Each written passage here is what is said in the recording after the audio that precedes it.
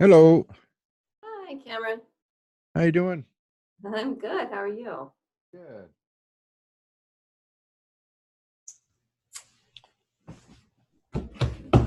Yo, yo, yo, what's up and down? Hey, how you doing? You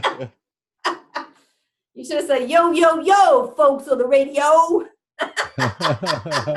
You do that way too good for me to understand where that's coming from.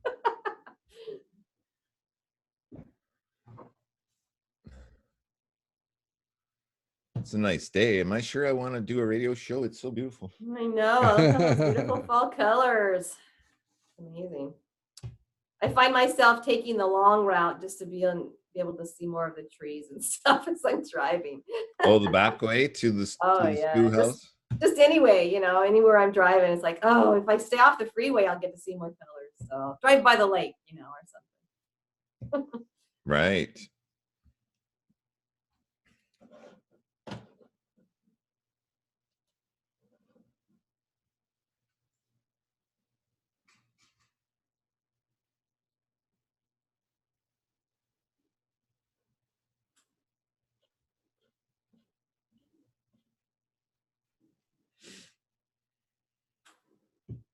So, Cam, do you make it a Facebook Live event right before the show starts? Is that when you do, or are you doing it right now? No, I'm doing it right when just before the intro starts. Okay. Because it seems by the time I create a watch party, there's kind of a delay, right? Oh, yeah. Well, you shouldn't have to create a watch party because I'm streaming it on your page, am I not? Right.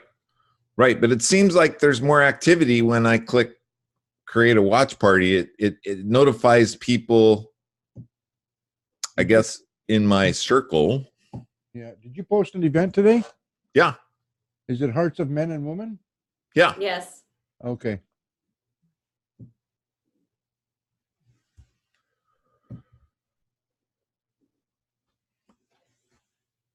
Yeah, because once you start the live event, everything on there is broadcasting. But it's only broadcasting to Life Mastery Radio. It's not broadcasting on our personal Facebook page. No, it's just broadcasting to Life. Yeah. So that's what when we do a watch party and to the Contact Talk Radio Network. Yeah. Yeah. I don't see your guest yet. We were just talking to him. Okay. He said he was going to run to the bathroom. So. All right.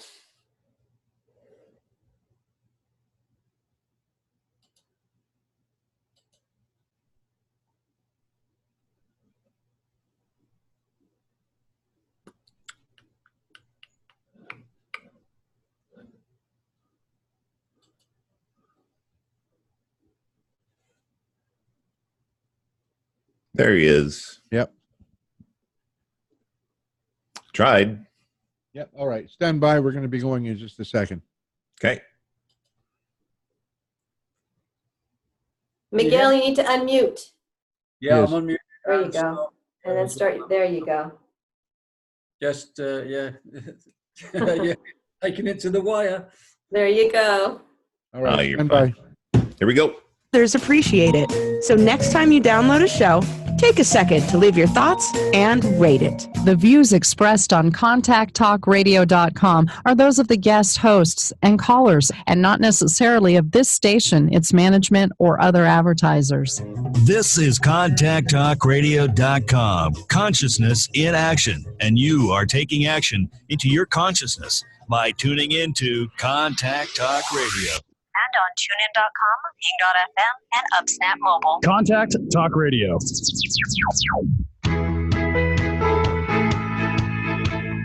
Welcome to Life Mastery with Todd Allen, the talk radio show that dives into the science of higher consciousness. Join Todd and his guests weekly at 10 a.m. Pacific Time and learn how to live a peaceful life with intentional mastery. Enjoy a survey of inspiring topics such as abundance, intention, health, manifestation, love, and transformation. It's all right here. Leading authors, speakers, coaches, entrepreneurs with stories and messages to support your well-being, let alone your most evocative dreams. Hey, it's another groovy day, and mostly there's two reasons that it's another groovy day. when I got up this morning, I decided that it was going to be a groovy day. So that's one. And the other one is Life Mastery Radio Day. Yay! The Life Mastery Radio is the talk show that brings you great thoughts and ideas for you to use on your very own life mastery journey. We have a really cool guest today, but before that, I like to get myself centered and situated and organized and just really focused on what it is that I get power from, and give that some really, really good conscious attention. And I usually like to start that out with a deep breath. And I let that breath out with a big ah. And I just let that flow from my solar plexus up through my heart center and right out of my speaker box and out into the universe that gives me power and that I pull power from and gives me inspiration and all of that good stuff. Ah. Let's do that one more time. And let those dreams, visions, and goals just fly out there, and be sure to let the universe, God, spirit, whatever it is that you believe in, the opportunity to make those come true for you. I also kind of like to just reach up way high and really get conscious about what it is that you believe in and where that power comes from that directs your life, or that inspiration, and whatever it is that you believe in, just connect to it. Just mentally make that connection.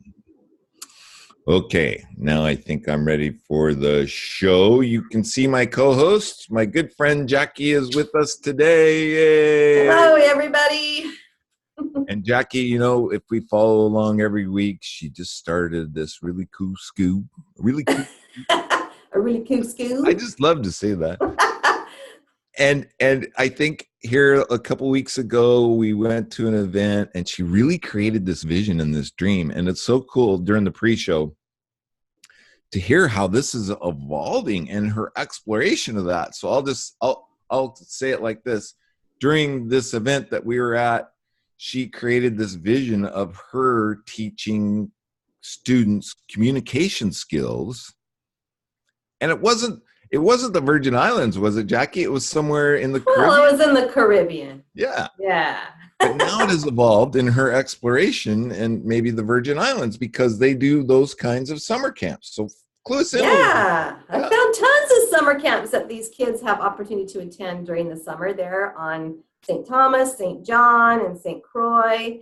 And so I'm exploring that. I'm thinking, well, if they're having that many summer camps, then there must be enough kids there to accommodate that or sustain it. So checking in and seeing how I can get in that groove as well, and maybe spend several weeks there this summer and doing some camps for kids.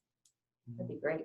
And your whole vision is just to be in the warmth and toes between the sand and soaking it up, blue water, and teaching kids about communication. And that's it's all part of dream building. Is we get to realize our dream when we create that dream and that vision that has the ability to benefit others. And I think you are just so on track.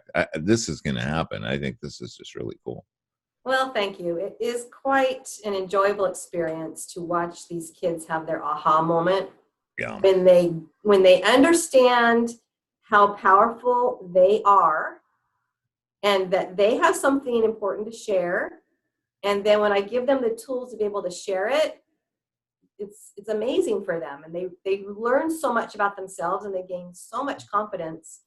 And that's what we need. We need these future leaders to be full of confidence, to understand who they are and what they have to say and why the world needs to hear it. Yeah, you and I have done a couple events where we've been involved with kids and speaking and them delivering speeches, and I gotta say, and you probably heard me say it before, but I'll just say it again because I really like it. You attend these speech contests, or you watch these kids create and craft and deliver speeches that are true to their heart. They're speaking their voice. They found their voice.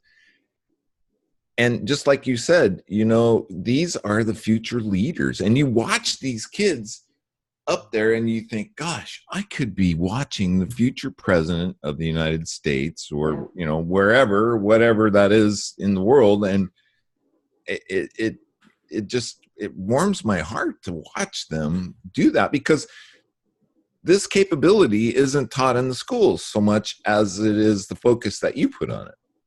Yeah, in schools, they are required to give reports on occasion, right? Where they research something, they have to write about their findings, and then they stand in front of the class with a paper in front of their face and they read their report. That's just not a message. It's not a message the world needs to hear, and it's not their personal message. Here's the link to my blog post. Go read it for yourself. Yeah. So it's different to help them understand that I don't want to hear a report from them. I want to hear their message. Yeah. What is it they have to say? And Very I think cool. schools just don't have time to allow that kind of messaging system to happen. And so it is extracurricular, but it's something so important to life for them. And I wish I'd had it when I was a kid. Yeah, totally. But it's good that you're bringing. If you're interested, Jackie has many different, what shall we say, many different sources of her curriculum. And you can go to her website at JackieBaileySpeaks.com or go to lifemasteryradio.net or .com, and her links are there and you can find out more. And especially if you're in the Virgin Islands, because she's coming. She's gonna bring her teachings and her how can I say this? Oh, her change agent status to your island. She's a true change. Right. That's right. I want to remind the listeners that today's show page is also at www.lifemasteryradio.net or .com. You can go there. Any links we talk about on the show today with our guest will be posted there. And after the show, Jackie creates a nice little blog post that highlights what we talked about. And then you can sign up for the newsletter. Every week, Jackie produces a really cool newsletter, and it highlights her blog post about the show, who's been on the show, who's coming on the show, and future guests that are coming on the show. And we would really like for you to sign up for that and just be informed about upcoming great thoughts and ideas that you can use on your very own life mastery journey. Okay. And it's really easy to subscribe, because all you have to do is take out your smartphone and text 22828, say Life Mastery Radio in that text, and then you'll get a text back and you'll be signed up. And you're in. And then you'll know what's going on with the coolest show on the whole planet. With the coolest guests and great thoughts and ideas. So, and we have a really cool guest for you today. Are you ready to go, Jackie? Are we done house sweeping or house cleaning? We're ready to roll, except we need to mention your book. Oh, my book. On lifemasteryradio.com, they can find information about your book, your amazing book that you've written. Because we like to hear from authors on our show, and Todd is as well an author and has some wonderful enlightenment in his book, lots of principles that we need to practice every day. So it's a really, really cool book. And now, you know what? I kind of got that second book cooking. I don't know. I've been kicking around some ideas. We'll see. But it's in there. I know. I just got to let it out. There you go. Okay.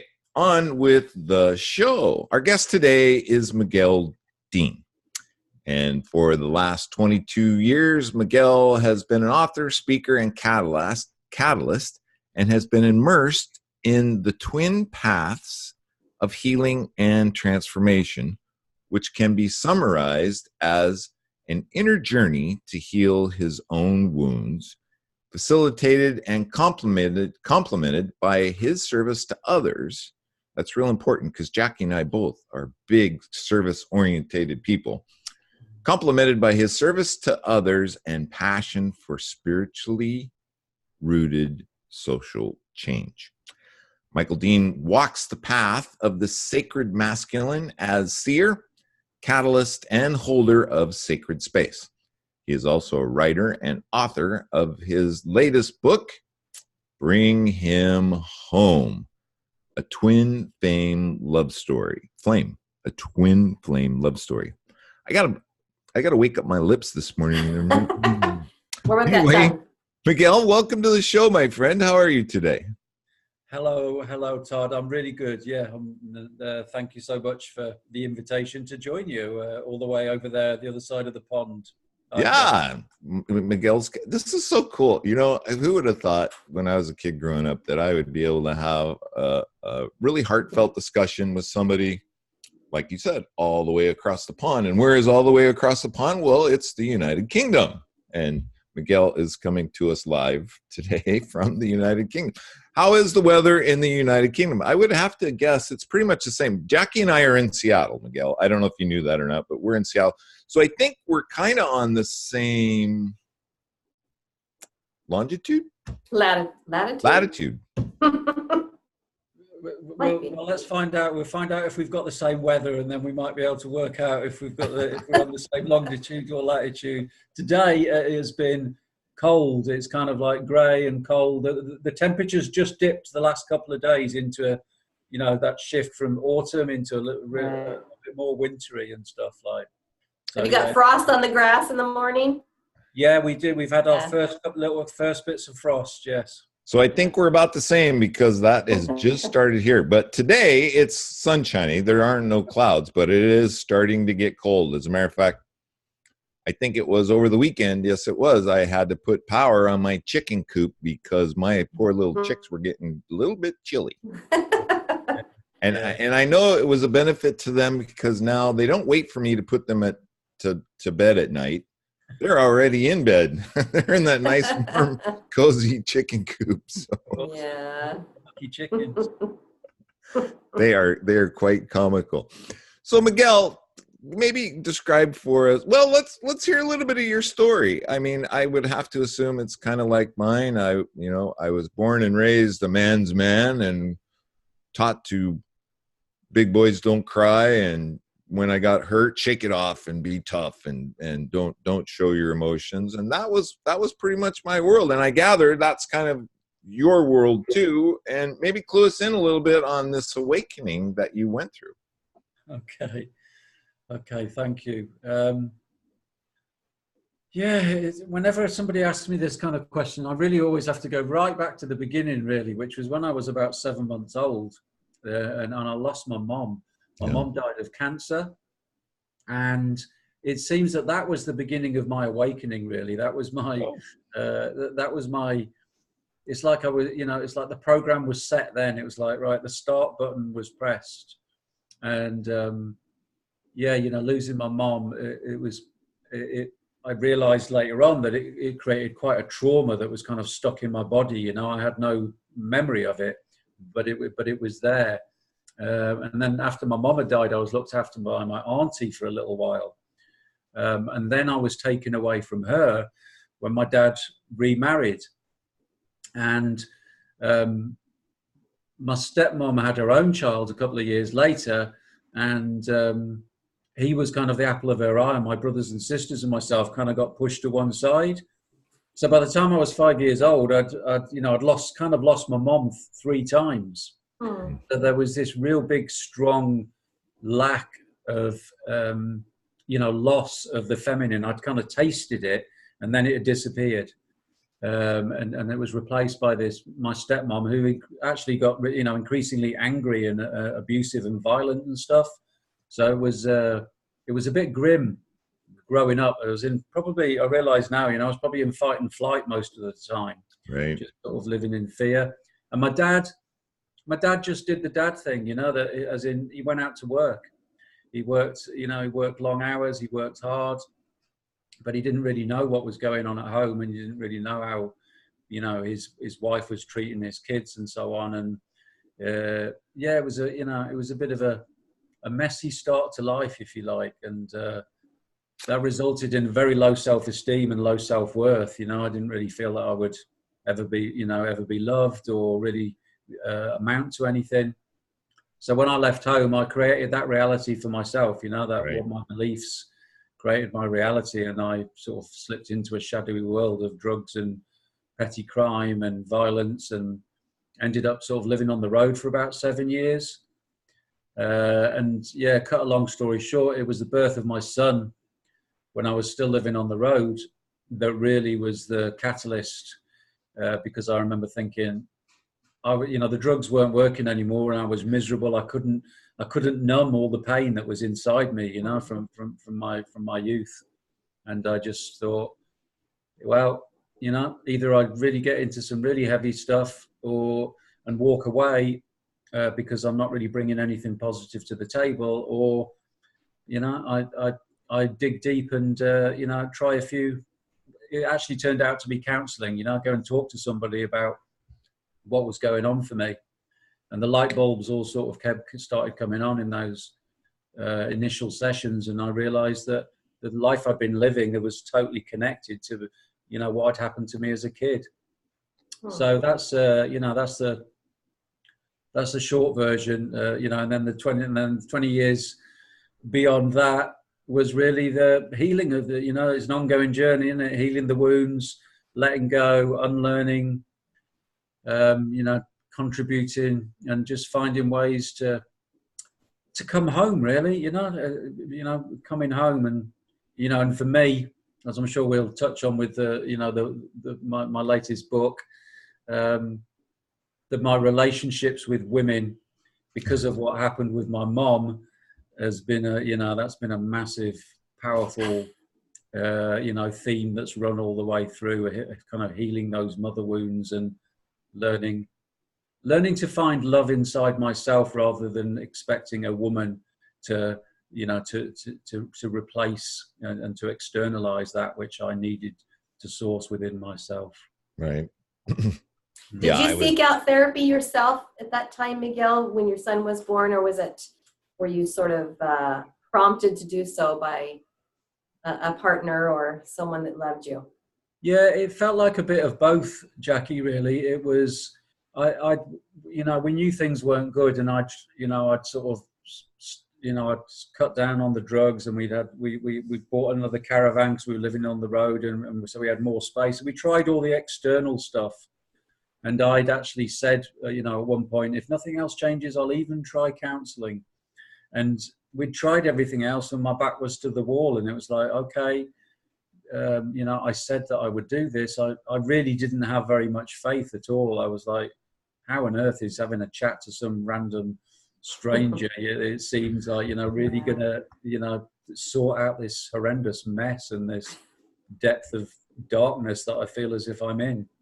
So yeah, it was a bit of both, really. It was, I kind of say that my son was my little angel, really. If it wasn't for him, perhaps I would have never made that choice.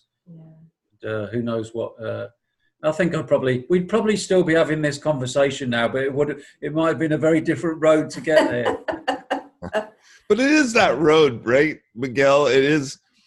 I mean, that's where the growth comes from, really. And reflecting on that. So was it the counselor then, or was it your exploration of more that brought you to this understanding of, it's an inside job. It really is. And gosh, it wasn't until I was my mid-40s that I even had a concept or even grasped the idea of the masculine and the feminine. Yeah. Yeah, I think the whole sort of divine dance of masculine and feminine within each human being, that was something that came very much later on. But it feels very much as if everything was leading me to that. Right. Everything was preparing the way. I don't believe that anything happens by chance, and I believe that even my mother dying and all the crazy stuff that's happened in my life, that it was all divinely orchestrated, and it was exactly what I needed in order to be doing the work that I am now and to be the man that I am now. That's really a very deep belief that I have. I see people that play about with that, and it's kind of like, well, yeah, I believe it's all divinely orchestrated, but then they're complaining and moaning about this bit that's uncomfortable, and it's like, that's part of it. You've got to, it's either I often say, you know, either it's all sacred or none of it is sacred. We can't choose. You know what I mean?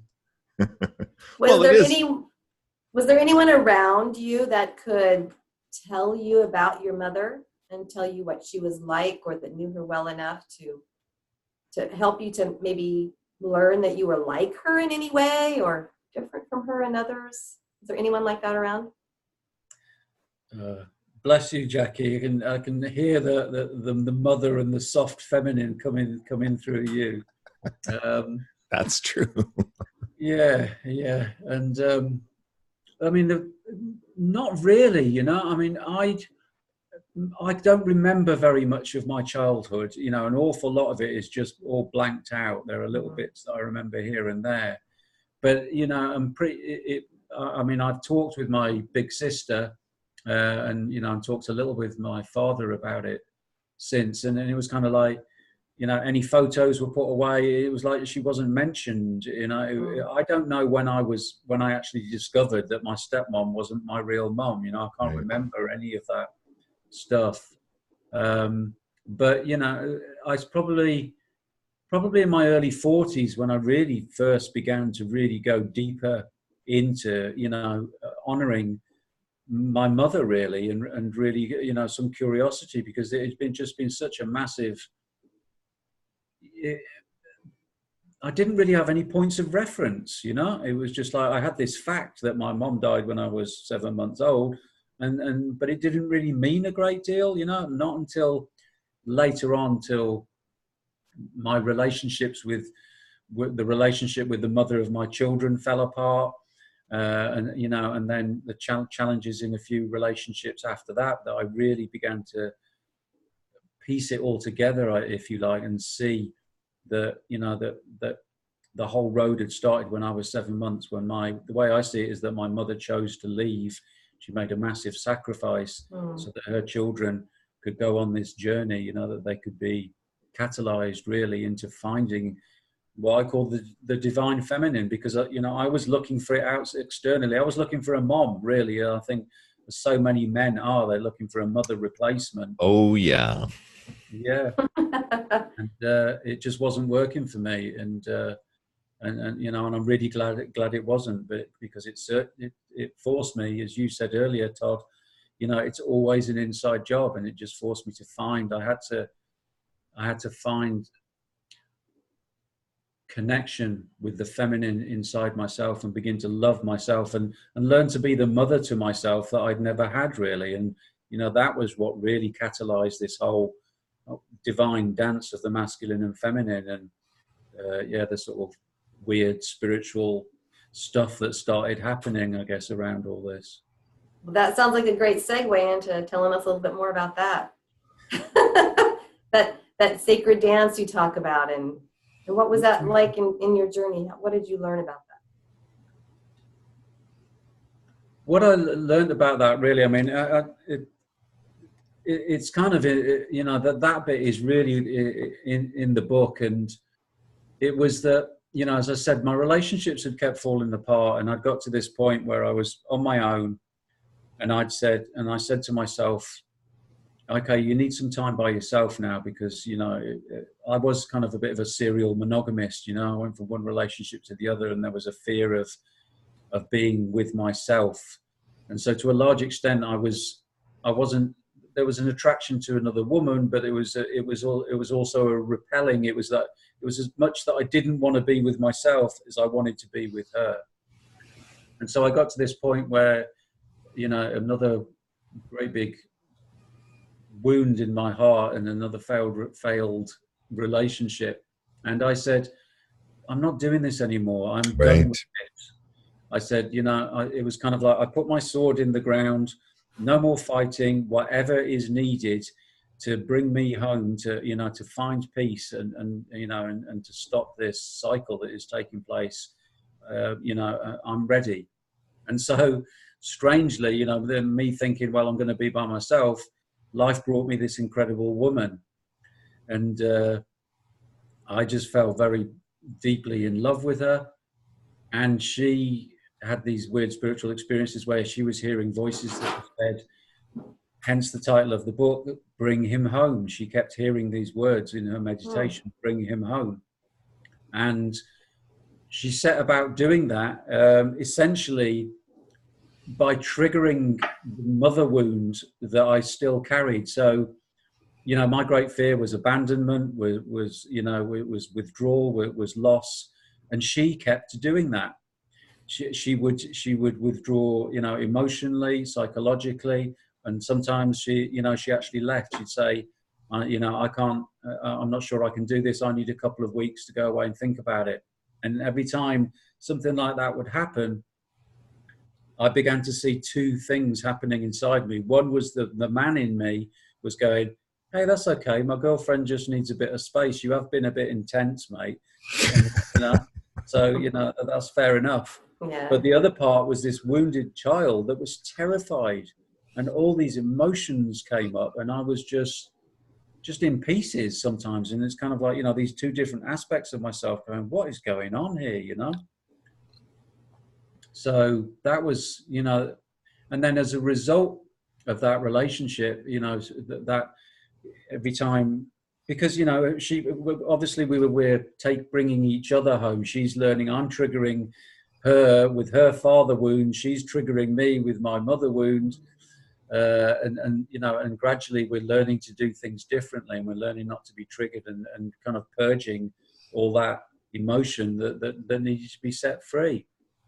And then, yeah, we just reached this point where actually we had some space. We thought it was over. We thought it was over a few times, and I'd gone off. I'd been invited to speak at an event called the Goddess Conference in Glastonbury, the UK, and I was there for a week. And it was like I was taken offline. I just had this altered state of consciousness for a week, and when I came back from the conference, everything shifted. It was like I just had this massive download of divine feminine energy, you know, as a result of, there was space in me now because I'd been so cleaned out by the, you know, the ups and downs and of the relationship with this beautiful woman that, yeah. And I started writing, all this poetry started coming through, and people were having strange experiences in my presence. And, you know, I just began to sort of piece it together, and people going, oh,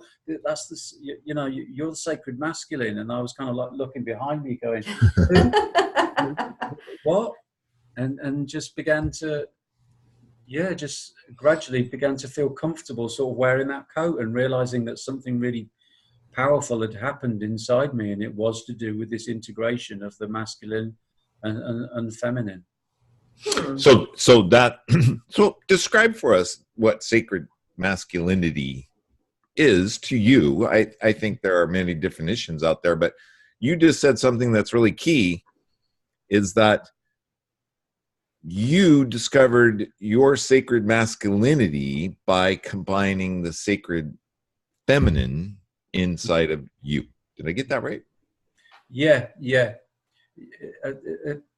I could be a little bit picky with words, so I'm going to be a little bit, just a tiny bit picky, because I think there's often so much confusion around this. And what my definition really is that the sacred masculine is a man who has brought, you know, significant union to his divine feminine and masculine within.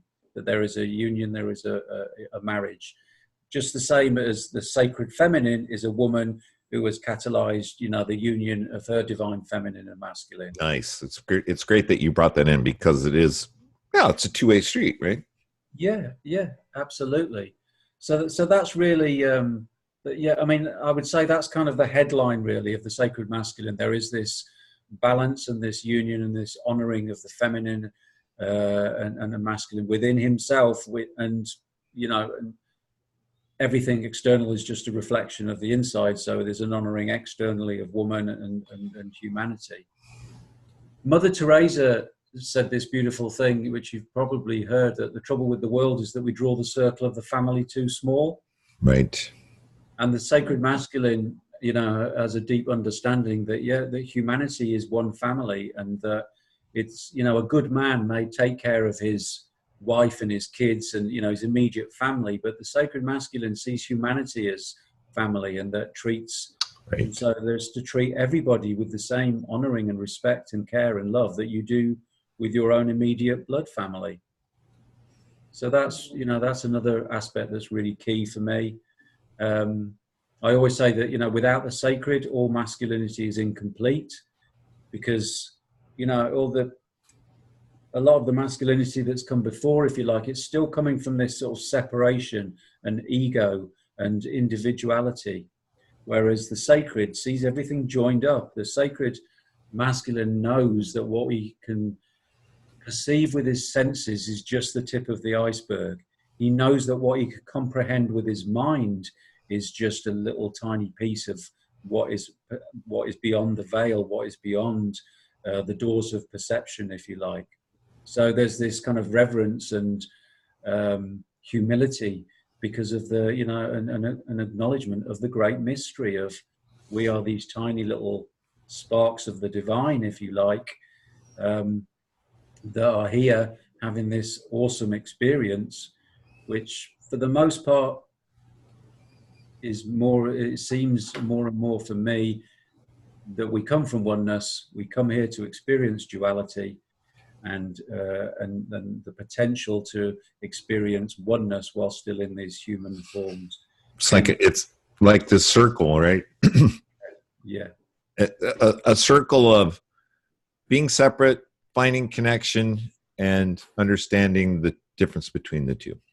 Yeah. There has to be some comparison, some contrast, isn't there? Which seems to be the whole, dance of duality, and the integral to that whole dance is the dance of the masculine and feminine. When I say that, I mean genderless and gender-wise, the dance of man and woman. And it just seems that my story, what happened to me when I was 7 months old, was just preparing me for for that work. Right. I do want to remind our listeners that you are tuned into Life Mastery Radio with Todd and Jackie. And our guest today is Miguel Dean, and he is the author of the book, Bring Him Home. You can show that book if you'd like, Miguel. It's a really cool book. A twin flame love story. And Miguel, explain that symbol to us a little bit. I can see the heart. Yeah. It's something that I'm fond of symbols, and it's almost like I don't have a cerebral reason why I'm attracted or connected to them.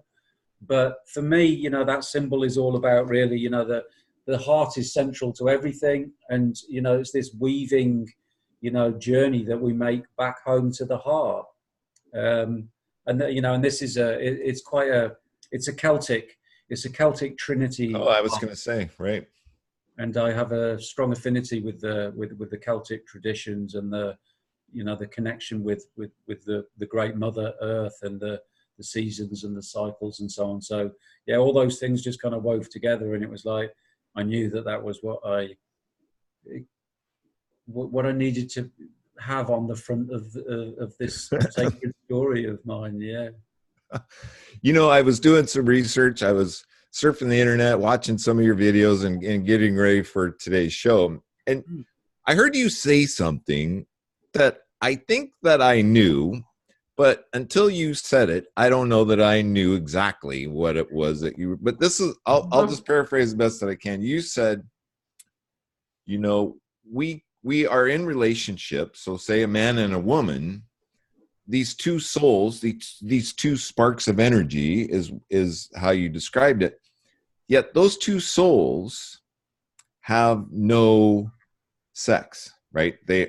But yet they are attached to these bodies, or they are in these bodies that are a sex or a difference. And maybe you could expound on that just a little bit and tell us your thinking behind that idea.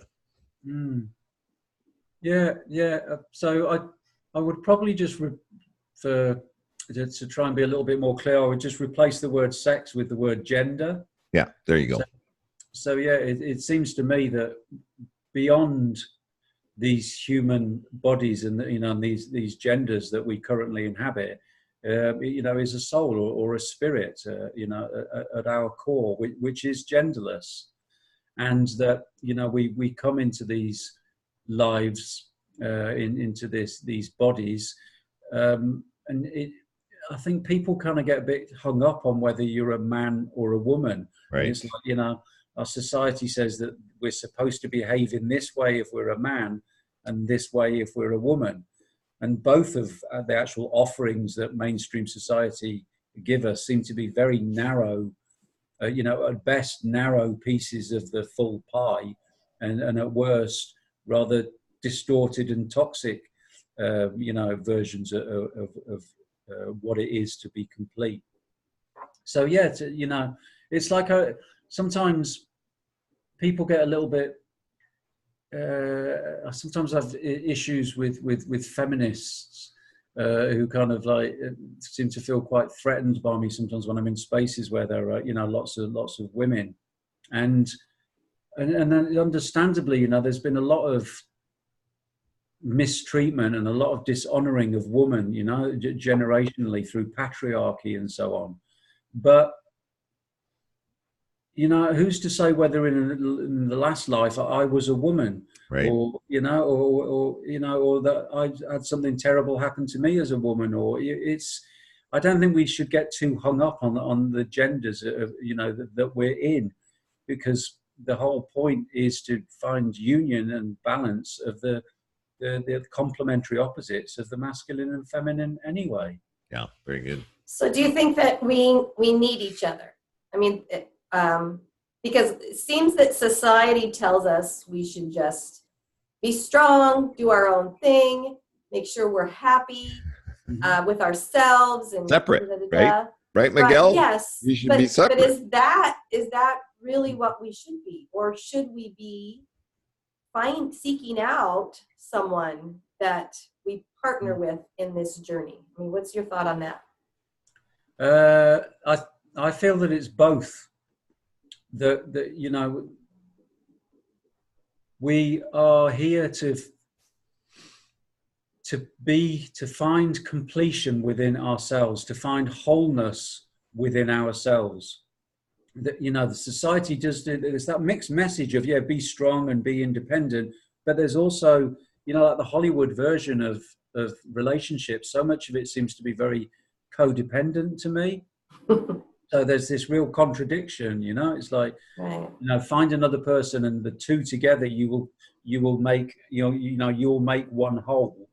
Rather than, you know, the way it feels to me is that we find completion within ourselves. You know, if I can find union with my masculine and feminine, and my woman works to find that union of masculine and feminine within her, then when we come together, it's what they talk about as the divine child is born. Something extra there. The whole is more than the sum of the parts. Right. And I believe that this is a massive part of what is missing, you know, on our planet at the moment. And that's, I guess, that's partly why we're having this conversation and why I wrote the book. But, you know, that brings us back into our true power and who we really are, in alignment with who we really are. We become individually whole and, you know, complete unto ourselves.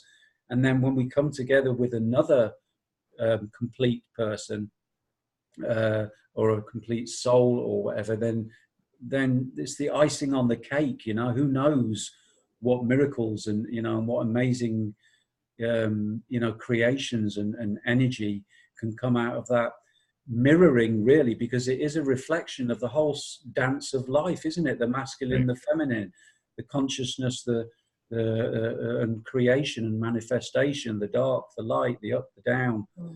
It just seems, you know, it feels for me, and obviously I'm biased, but in a way, it just feels like it's the only game in town, you know, because everything sort of arises from that, really, you know. When we have love between man and woman, then the children that will be born from that love and what they will do in the world, and, you know, they won't have to spend their whole life perhaps working through all the trauma that happened to them as a result of being born from families, you know, and parents that were less conscious, or born into a dysfunctional society that wasn't conducive to them being the best version of themselves. Right. So do you think we're getting better at that, or do you think we're just getting more confused?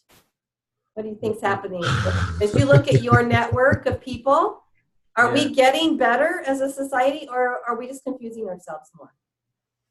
Yeah, I think it's probably a bit of a both again, Jackie. I think it depends where you put your focus, doesn't it? You know, it's a big question, and I try and put my focus on the small progress, the small changes, the small groups of people that I see that are really committed to doing this work. But I have faith, because I know in my own story that things had to get worse before they got better, and often the sunrise, it's the darkest hour is just before the sun rises and all that sort of stuff. And I think things are changing. I can see on a global just stuff, things like the Me Too movement, and that stuff is beginning to happen. But there are so many generations of mistrust between man and woman. Patriarchy has an awful lot to answer for, and understandably, sometimes the pendulum swung the other way, and there's a lot of work to be done. There's a lot of work to be done, but we totally. And there's this huge movement now. For little men, for me, looking at little men, right? Because they are little men. There's this huge identity crisis coming up, and things are changing and transforming. And I always get the thought, Miguel, that they need instruction, or they need some kind of guidance, which I'm sure that's part of what your message is, for them to go in and, just figure out that there is a masculine and a feminine side inside of me. And when I incorporate both of those to the way that I show up in the world, it just makes it that much easier. I mean, then I can be who I am and identify with what the world is about. Yeah, absolutely. I mean, it's a big engine, really, isn't it? I see the world, I see everything through this lens these days, so if I watch movies, it's like, the traditional sort of movies of how we present what it is to be a man, and and how we present women as well, and if you think the kids are watching hours and hours and hours of this stuff, and if you listen to the pop culture and the songs that the men and women are singing about themselves and about each other, and the sexualization of young girls, and all this crazy stuff that's going on, it's a big, but I guess it's like, things always start small, don't they? Every great journey begins with a single step, and humanity is constantly evolving. Nothing stays the same. And it just seems to me that this is a matter of that it's integrated, very closely with the survival of humanity, because unless we get this right, and start taking care of, the planet as our home and humanity as our family, there's a chance that, as a race, that things might not continue. You can't keep on dumping on, in your own backyard and expect it all to be okay. That's so interesting that you say that, because something else that I heard you talk about in my exploration of who Miguel Dean is,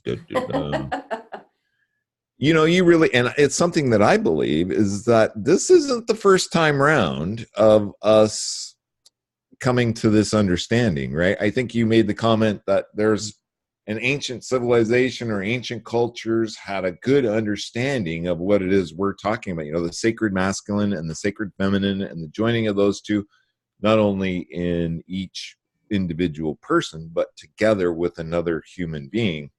Yes. And so maybe, what are your thoughts around that as we come around? This might not even be the second time. This could be the fourth, fifth, sixth time that we've come to this understanding in our evolution. Yeah. It just, there are great big pieces of history that are missed out, aren't there? You know, and that we don't really know. You know, what on earth was, you know, what happened in these great big gaps and so on. But it just, because it feels a little bit like, you know, I mean, the book is called Bring Him Home. It's about coming back home to somewhere that we left. I just have a deep sense of that, you know, and a lot of what's happening for me, it feels more like a remembering than a learning, you know, new. Totally. And I think, Miguel, the Native Americans in North America have that same idea or that same thought of coming home or being from home. Yeah. And I think that's exactly the same concept that you're describing. Yeah. I mean, it's a bit like the, you know, I guess another metaphor is the prodigal son, you know, if we look at it, more of a biblical thing. It's like we've left the home of the father or the mother, you know, the father, mother, God, and, you know, and gone out on our own. And it's like humanity is like a petulant teenager or something, you know, that's just gone off, and it's like, it's all about me and I'm the big I am, and, you know, and so on. And we're having to, you know, pain is the wake-up call, as it was in my own personal story.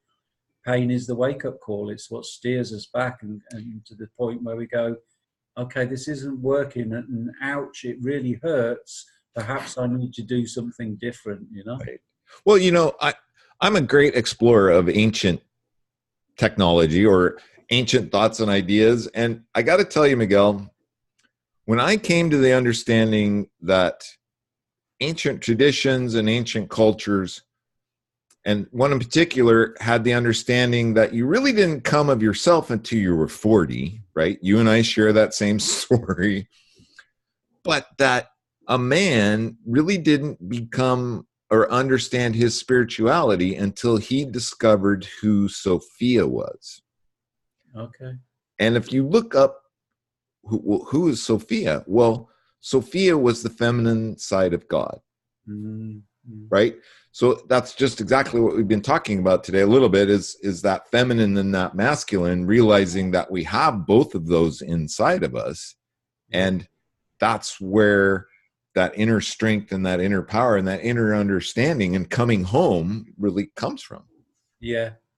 You see, I this is something that just blows me away, really, that it just seems so many times that I see the microcosm of my own story is just a reflection of humanity's story.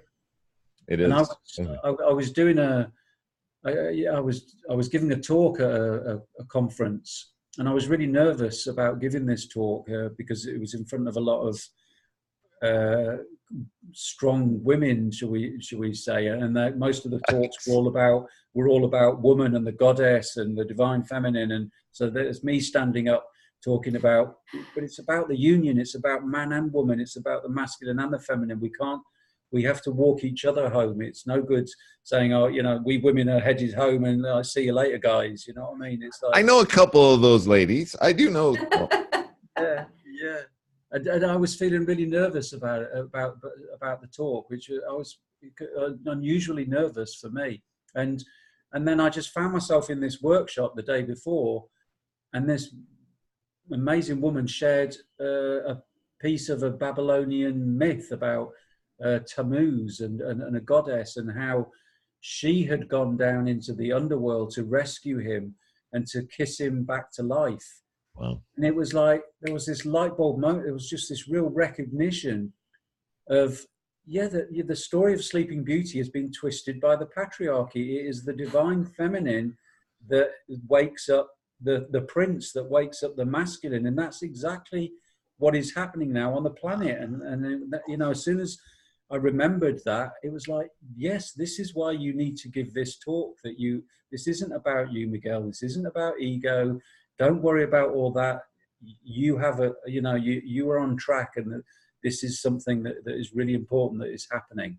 And that, I'm gonna need to watch Sleeping Beauty again. Oh my gosh, that just that thought and that idea blew me away. Oh my gosh, that's great. And the same happens at the end of Avatar.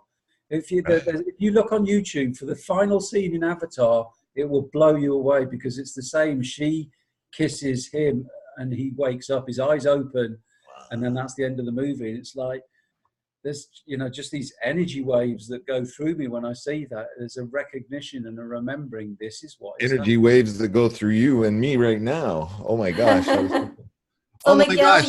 We only have about 5 minutes left. And Jackie, I know you had a question, but I wanted Miguel just to take a minute and entice us.